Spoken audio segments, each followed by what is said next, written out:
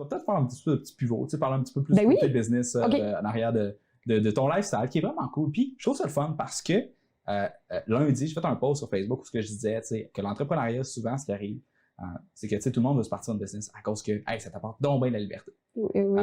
Puis, j'aime ça, les yeux que tu as fait. Parce que souvent, ce qui se passe, c'est que tu as ton entreprise, puis tu te sens un petit peu emprisonné par ton entreprise parce que là, tu as pris tellement de responsabilités. C'est une charge mentale. Puis tu y penses tout le temps, Ouais. puis tu n'as pas moyen de. Tu peux pas t'en aller d'être là. Tu peux pas. C'est dur de mettre ça off. Parce que si tu mets ça off, à moins que tu aies une entreprise que ça fait longtemps, que ton système est en place, ça fait 20 ans que tu as ton business, tout roule bien, puis même à ça, il T'as tout le temps quelque chose y a à tout le régler. temps quelque chose qui se passe. Puis s'il se passe rien, c'est probablement parce que Ça va pas très bien. peut-être que ton entreprise ne restera pas là pendant 15 ans. Ouais. Parce qu'il faut tout le temps que tu cours, puis que tu t'adaptes, puis que tu changes. Exact. Le marché change rapidement. Puis peut-être que c'est pas comme ça pour nos parents, parce qu'ils étaient dans un contexte économique qui changeait moins vite, technologiquement, que là. Ouais, bon point. Quoique ça a changé énormément rapidement quand que, tu sais, les autres, ils ont eu genre, comme le train se pointe, la radio, la TV, ils font les premiers rockets, ils s'en vont sur la Lune. Là, ils ont des satellites. Ils en ont vécu Internet. des affaires. Tu sais, je veux dire, il y a une grosse différence entre qu'est-ce que ma grand-maman Solange elle faisait quand elle était adolescente, puis qu'est-ce que moi j'ai fait pendant que j'étais adolescent. Clairement. Je sais pas si ça va être le même type de différence. T'imagines? Mais moi, je pense que ça va aller exposant 1000. Parce que là, la technologie est tellement avancée qu'on peut faire encore plus de choses. Oui, sauf que Non? peut-être que ça va être un petit peu la différence entre, mettons, tu écoutes un film en 4K, là tu l'écoutes en 8K. Ouais, parce que la différence est peut-être pas si grande. Tu sais, c'est 16 fois plus d'informations. Mais, toi, tu vois pas, là. Mais les robots vont faire leur apparition. Ouais, On va sûrement se déplacer en en drone. Ça va être des drones taxis.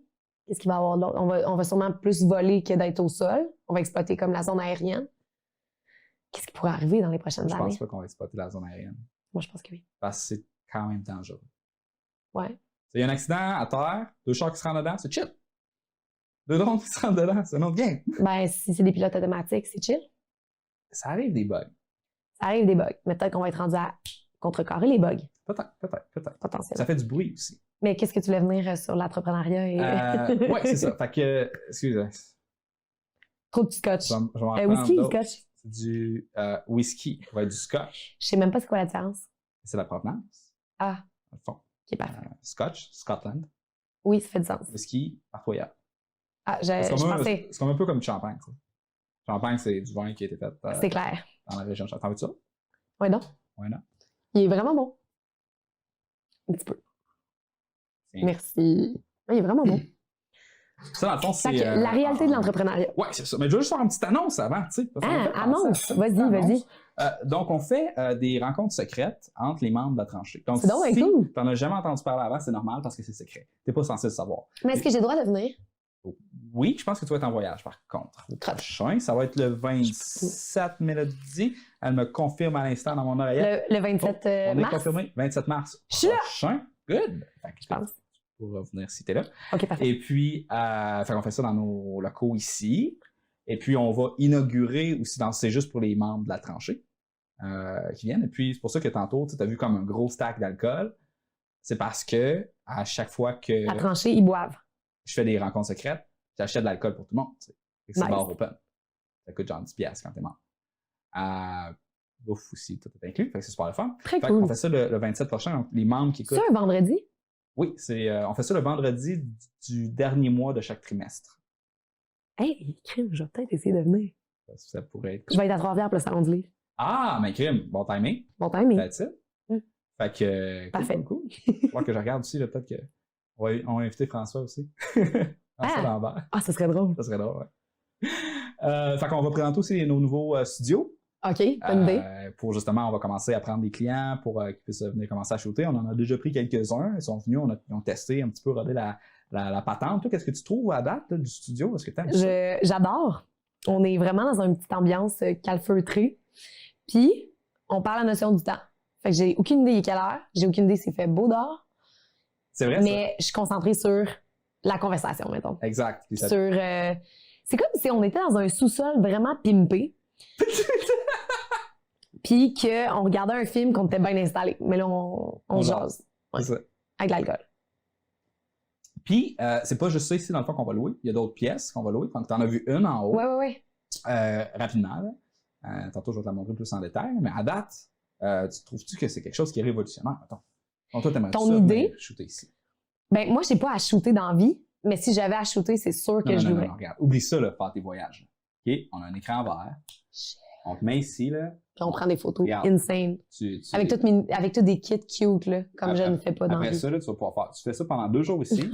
Après ça, tu vas pouvoir voyager pour le fun. Tu sais que tout ton stock est fait. T'avances.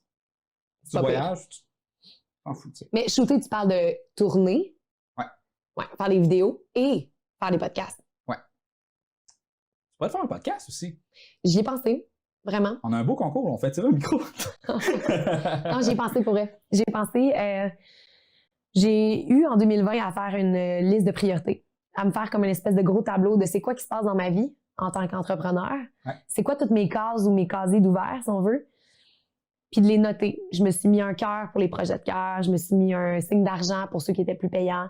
Je me suis mis un signe de visibilité pour ceux qui m'amenaient la visibilité. Puis je me suis mis un signe de l'effort. Combien ça me prenait d'effort sur ça. Et je te dirais que j'ai fait un ménage. Puis des idées comme celle-là, comme un podcast qui va me demander énormément d'efforts, puis qui n'est pas une priorité, puis qui n'est pas non plus nécessairement un de mes premiers projets de cœur, ben il faut que j'apprenne à dire non. Il faut que j'apprenne aussi à... Parce que je me suis fait proposer ça. Il faut que j'apprenne aussi à mettre des priorités parce que je serais all over the place. Puis comme la réalité d'entrepreneur, ben tu décroches jamais. Fait que quand il est 7 heures le soir, tu te sens mal parce que t'es pas sur ton cell. Tu te sens mal parce que t'es pas en train de travailler. Puis vu que je veux partager ma vie avec quelqu'un, ben je veux aussi que cette personne-là, je puisse en profiter. Puis ben si je me rajoute trop de trucs dans ma semaine, dans mon année, ben ça fait plus de sens. Ça, c'est un point qui est tellement important là, d'apprendre à dire non. Puis c'est pas facile. Là. Pas facile à cause que tu as une pression externe, des gens qui veulent que tu embarques dans des projets. Puis ils sont tous cool, les projets, là. De deux, tu as une pression interne de toi qui veut faire des nouveaux projets. Oui. T'sais. Puis il y a moi, mettons, tout le monde qui m'approche tout le temps avec des beaux projets. Tu sais, des projets, mettons, je te dis, hey, voyage en Espagne pour telle affaire. Es-tu capable de dire non? Hey, moi, je trouve ça tough de dire non là, pour ça. Tout me tente. C'est tout le temps des projets cool, genre, Lisanne, veux-tu venir traverser le Saguenay-Saint-Jean en vélo? Ah, OK, cool. Mais à un moment donné, c'est que là, il faut que tu prennes d'autres facteurs en liste, si on veut, puis tu analyses ça, puis tu te dises, ouais, mais là, c'est collé sur un autre voyage. Ça veut dire que je reviendrai juste 2 jours au Québec, à Montréal, que je vais... Puis ça, c'est un peu moins payant. Tu sais, à un moment donné, il faut apprendre à dire non. Puis 2019, j'ai pas dit non. Puis j'étais arrivée la langue à terre à la fin de l'année 2019. Fait que 2020, je dis non. Parce que c'est pas... oui, tu fais des voyages. Tu sais, c'est cool de faire des voyages, mais c'est pas chill. Mais moi, c'est un travail. Exact, c'est ça tu me parlais justement dans l'autre podcast. Puis ceux qui écoutent puis qui aiment la conversation qu'on a, je pense que ça vaut vraiment la peine de retourner à l'autre podcast. On essaiera de pas trop répéter ce qu'on s'est dit. Mais justement, c'est ça. Tu me disais que tu parlais un petit peu du landscape au niveau des relations entre influenceurs voyage. Dans ce temps-là, c'était moins kitsch de dire que tu es un influenceur qu'aujourd'hui. Puis, dans le fond, moi, où ce que je veux en venir avec ça, c'est le terme puis le marché du...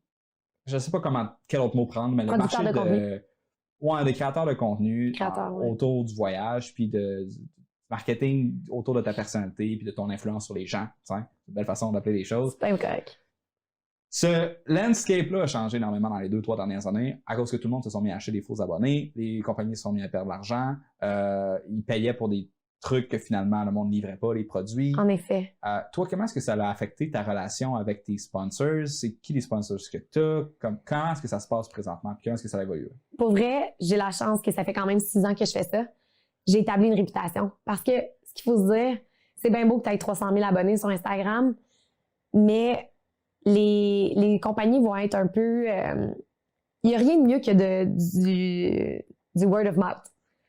Donc, que je me fasse référer par une autre compagnie. Mais en fait, c'est que moi, je livre la marchandise.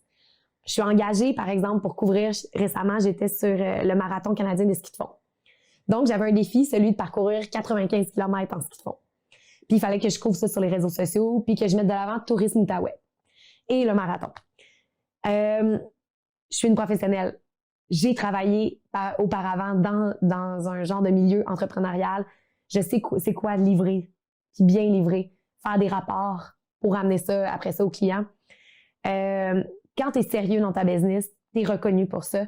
Et même s'il y a de plus en plus d'influenceurs qui rentrent sur le marché, ça reste que ma réputation a été bien établie, j'ai bien fait ça. J'ai dit non à des collaborations que j'aurais dû dire non et je suis contente de l'avoir fait.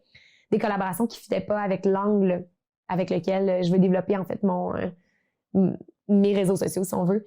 Si ça ne parle pas de voyage ou de sport ou de plein air, ça n'a pas de rapport sur mon site.